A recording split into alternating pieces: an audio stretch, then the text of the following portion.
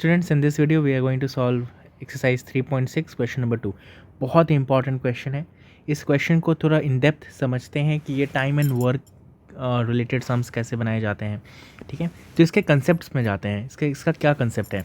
देखो, क्वेश्चन पे आने से पहले हम कुछ बेसिक चीज़ें समझते हैं.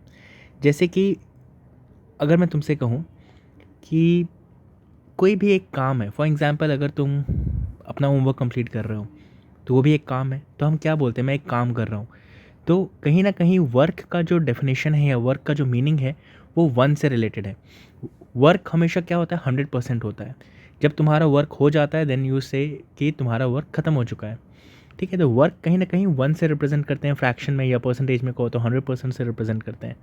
ठीक है, अगर सपोज़ करो मैं तुमसे ये कहूँ कि तुम 10 डेज़ लेते हो, ठीक है, कोई भी एक काम करने में, वन वर्क करने में, ठीक है, चाहे वो होमवर्क कंप्लीट करना हो या कुछ सीखना हो, कुछ भी हो, तो एक दिन में तुम कितना काम करोगे, 1/10 काम करोगे. क्लियर है. चलो दूसरा एग्जांपल लेते हैं. सपोज़ करो जैसे तुम्हें एक ऐसे लिखना है और तुम्हें 2 दिन लग रहे हैं समय, ठीक है ना.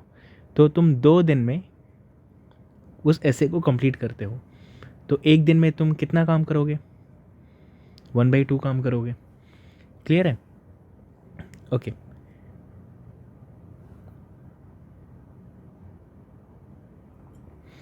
ओके, आई होप ये क्लियर है. अभी क्वेश्चन में देखो यहाँ पे क्या लिखा हुआ है कि 2 women and 5 men can together finish an embroidery work in 4 days. इसका कहने का क्या मतलब है कि 2 औरतें और 5 आदमी अगर मिलके काम कर रहे हैं तो वो टोटल उनको कितना दिन लग रहा है, 4 days का समय लग रहा है. तो एक दिन में वो कितना काम करेंगे, है ना. तो कहीं ना कहीं रिलेशन क्या बनेगा, 4 days में वो पूरा का पूरा काम कंप्लीट कर रहे हैं, तो एक दिन में वो कितना काम करेंगे, वो एक दिन में 1/4 काम करेंगे. इतना क्लियर है. ठीक है, तो चलो अब इस क्वेश्चन को सॉल्व करते हैं.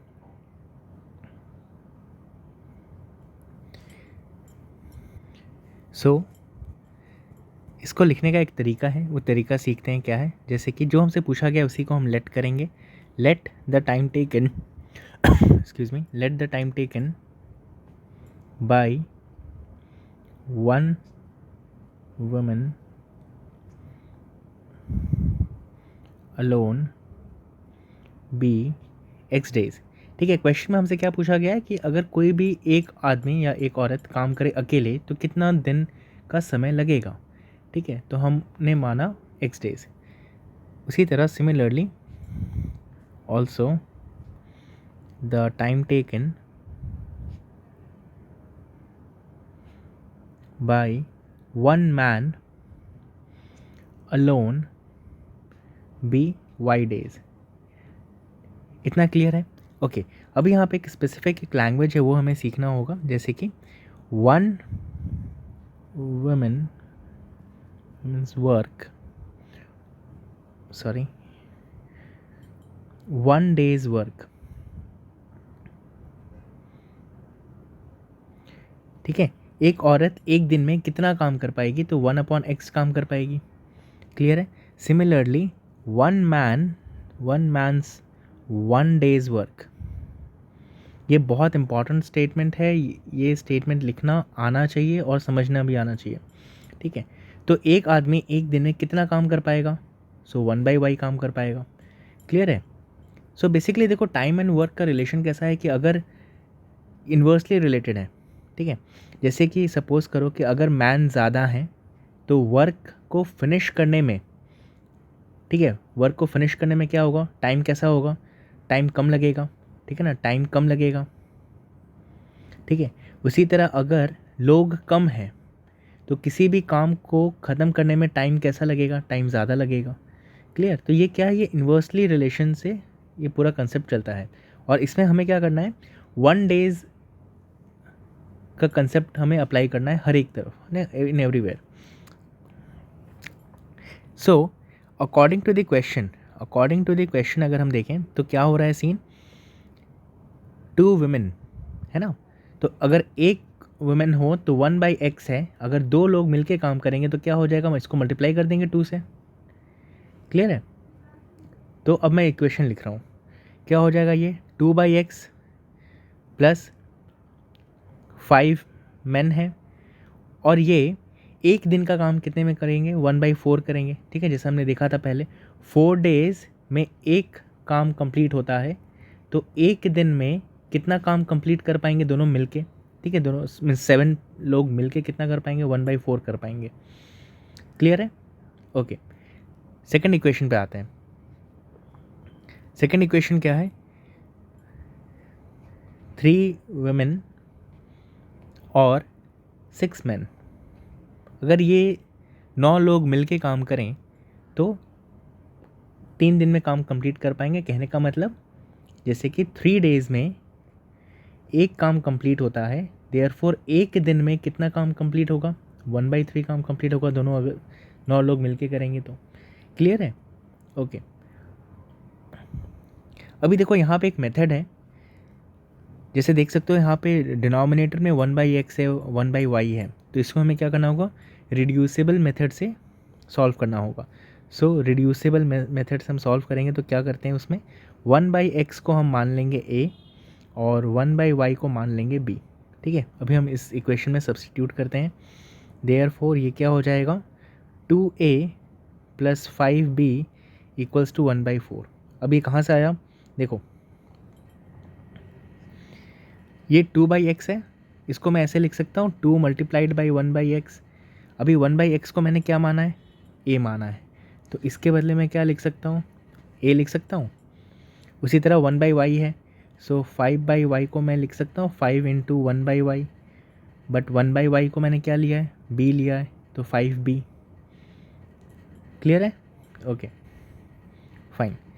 तो उसी तरह नेक्स्ट इक्वेशन क्या हो जाएगा 3a plus 6b equals to 1/3, है ना। अब हम इस इक्वेशन को देख सकते हैं, एलिमिनेशन मेथड से सॉल्व कर सकते हैं।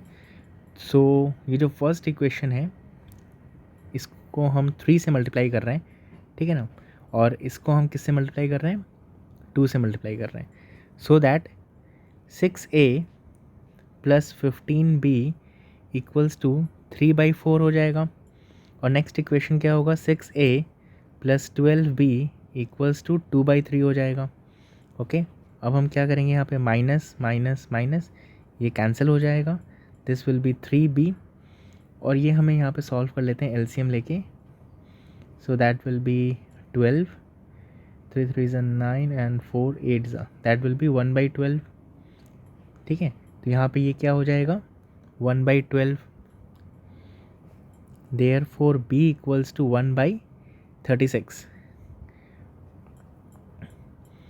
b equals to 1/36। अभी हम क्या कर सकते हैं पुटिंग b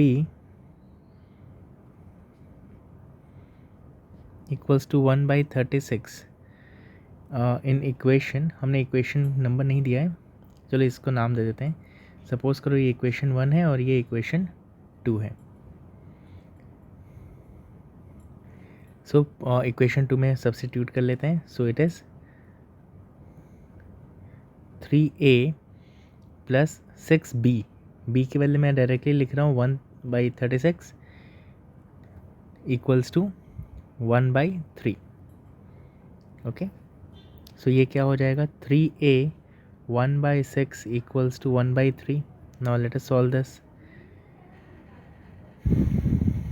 3a क्या होगा 1/3 minus 1/6, so this is 6 LCM 2 minus 1, so a क्या हो जाएगा 1/6 एंड 3 को हम सब्स्टिट्यूट कर लेंगे नीचे, so this a will be 1/18। Clear है? ओके, नाउ हमने a क्या एज्यूम किया था 1/x equals to 1/18 and 1/y that was b, so 1/36, so this implies what x equals to 18 and y equals to 36. Clear? So time taken by one woman equals to 18 days and time taken by 1 man equals to 36 days. Clear? This is your answer. Okay, I hope you have understood this sum. Thank you.